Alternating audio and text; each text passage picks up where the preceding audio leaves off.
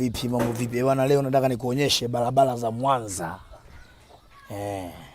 Ona mitaa huku bwana. Uswazi huku bwana hakuna barabara za lami. Sasa nataka niwape wazo raia. Unaona kama hivi unakuwa na kama haya. Unagonga kokoto ndogo ndogo kama zile. Mwanza mijue mingi sana.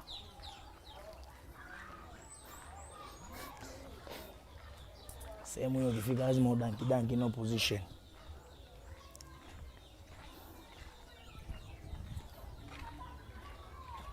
Na huko kuna serikali ipo inafanya shughuli zake, inapokea kodi, inachukua kodi, lakini barabara za wananchi ndio kama hizi.